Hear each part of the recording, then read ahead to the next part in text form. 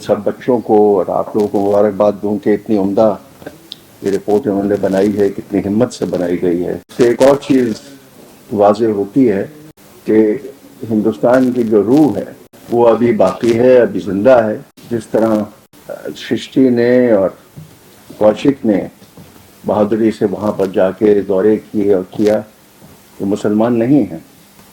और ये साबित करता है कि हिंदुस्तान की रूह में वो एक पार्ट बहुत से अभी जिंदा है, जो जो हमारी जो उसके लिए जद्दोजहद। लेकिन सवाल ये है कि ये रिपोर्ट आ गई है और आप लोग सब संजीदा लोग हैं, तो आगे क्या किया जाए? क्या आज की मीटिंग के बाद आप लोग अपने घर चले जाएंगे, ये बच्चे फिर एक और रिपोर्ट पेश कर देंगे और उत्तराखंड के हालात वही रहेंगे? ये सिर्फ उत्तराखंड तो पहले, जैसे हर्ष ने बताया, इन्होंने तो अपनी पूरी जिंदगी जद्दोजहद में लगाई है, जिसका लफ्ज जिहाद भी इस्तेमाल किया जा सकता है। तो ये जो खतरनाक एक मुहिम है, जो दर बदर ये चलती चलती चली जाएगी। कल निजामुद्दीन औलिया की बात होगी कि भाई हो सकता है वहां मंदिर रहा हो और उसकी भी खुदाई की जाए या न की जाए। तो इसका उद्देश्य क्या है? एथनिक क्लेंजिंग या रैपिड और बड़े पैमाने पे लॉ एंड ऑर्डर जो हम सबको इम्पैक्ट करे? क्योंकि मैं नहीं समझता कि अगर अजमेर शरीफ टाइप की दरगाह पे अगर कोई उंगली उठाएगा तो हिंदुस्तान में लॉ एंड ऑर्डर नहीं होगा। हम बाबरी मस्जिद की शहादत के बाद ये सब देख चुके हैं। लेकिन इसके लिए जागरूक होना बहुत ज़रूरी है। और इसलिए मैं ये सोच रहा था, जर्मनी में बहुत जुल्म हुए थे और जब वो वर्ल्ड वॉर 2 ख़त्म हुई तो एक जर्मन साहब थे, मैं उनका नाम इस पर भूल रहा हूँ, वॉज इट बेज Miller, I forget the name. उन्होंने एक कंपाइलेशन किया और उन लोगों सबका जिन्होंने ज्यादतियां की थी एक रिकॉर्ड बनाया, और जब वो टाइम खत्म हुआ तो उन सब पे मुकदमे किए। तो ये एक रिकॉर्ड आपको रखना है कि वहां कौन कौन जिम्मेदार है इन ज्यादतियों का, ताकि आगे सवालात पूछने का जब टाइम आएगा तो वो सवाल आप करें। सही। और दूसरी बात, इसमें कोई बड़ी चीज नहीं है। इसमें एक छोटा सा ऑफिस आप कर सकते हैं जिसमें 2-4 अच्छे वकील आपको मिल जाएं। और वकील इसलिए आपके लिए जरूरी हैं कि जब कोई मुकदमा किसी के ऊपर होता है तो उसको डिफेंड करने के लिए उस आदमी के पास सरमाया नहीं है।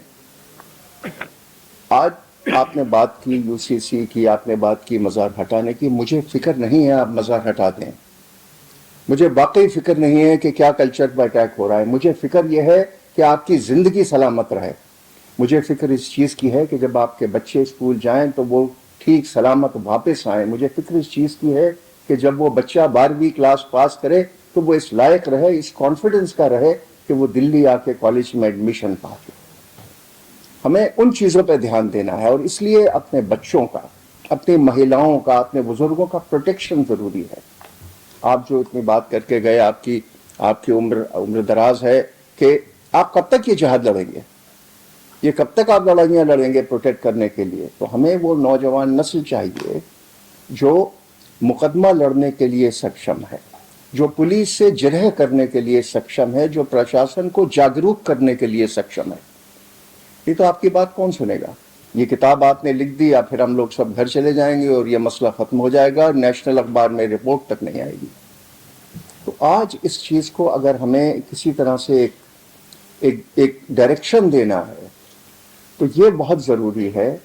और सबसे बड़ी बात ये लो, आप लोग जो मौजूद हैं, कि इसको इतना प्रकाशित करें और लिखें, और आप सब अखबारों में लिखें कि क्या हालात हैं वहाँ, क्या हालात हैं आसाम में, क्या हालात हैं अजमेर में या मध्य प्रदेश में। मैंने कल टीवी में वो जो आजकल व्हाट्सएप आते हैं उसमें देखा कि ईसाई पादरी को मल खिला दिया गया कि ये तो कन्वर्जन करते हैं। मैंने वहशीपन की इंतहा अगर हो सकती है तो वो हम देख रहे हैं। तो इंसान ये क्यों करता है? एक चीज़ का इशारा आपने किया था कि हमारे पास नौकरियां नहीं हैं, और जब नौकरी नहीं होता और नौजवान आदमी बैठा होता है और उसके हाथ में ये सेल फोन होता है तो सिवाय छेड़खानी की और उसके जहन में कुछ आता नहीं, और फिल्में देख के डंग बैठक करके मसल्स बना के सब वाहियात हरकतें सोचते हैं।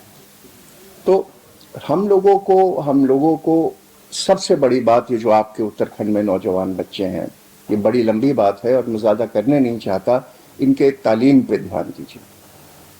مدرسے بند کر رہے ہیں، کر لیں، آپ اس کو نہیں روک پائیں گے، کورٹ میں چلے جائیے گا، لیکن اسکول میں تو اپنے بچے کو پڑھائیے، کالج میں تو اپنے بچے کو پڑھائیے، اور یہ انشور کریے کہ کالج کا بچہ جو پڑھ کے نکلے گا وہ وکیل بنے گا، وہ ڈاکٹر بنے گا، وہ انجینئر بنے گا۔ آج مسلمان جو ہیں وہ ایک سیکنڈ لیول پہ قابض ہو گئے ہیں، پلمبر آپ کا، بڑھائی آپ کا، الیکٹریشین آپ کا، یہ سب یہ مسلمان کا۔ جو ان کا اگلا جنریشن نکلے گا وہ آپ کو انشور کر رہا ہے کہ وہی انجینئر بنے، وہی ڈاکٹر بنے، اس لیول سے اس کی پروگریس ہو۔ یہ ذمہ داری، تاکہ آپ جب جائیں گے تو اس ذمہ داری کے ساتھ یہاں سے جائیں، خدا کے واسطے، کہ یہ میٹنگ ناکارہ نہ ہو۔ وہاں آپ دفتر کھولیں، کوئی ایسا ایک این جی او آپ کے پاس ہو، اس کو بلائیں، ہم لوگوں کو وہاں آمنترت کریں تاکہ ہم اور لوگوں سے بات کر سکیں۔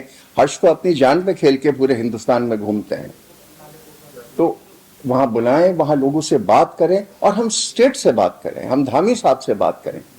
دیو بھومی ہونی چاہیے، رکھیں، کوئی آپتی نہیں، بہت اچھی بات، لیکن کسی کو وہاں سے ہٹا نہیں سکتے۔ جب ہندوستان کا آئین بنا تھا، کانسٹیٹیوشن بنا تھا، تو 3 سال ڈیبیٹ ہوئی تھی کہ یہ سیکولر کنٹری ہوگی یا نہیں ہوگی۔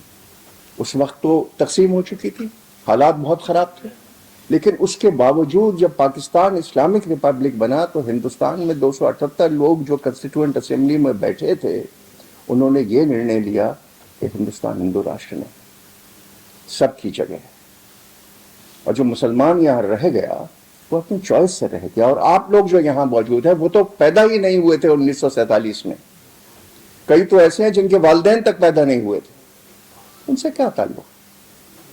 تو میں آپ سے صرف گزارش یہ کرنا چاہتا تھا کہ آج کی یہ محفل اور یہ گیدرنگ یہ بیکار نہ جائے، اس کا کوئی پھل نکلے، اتنا ہی بس ہے۔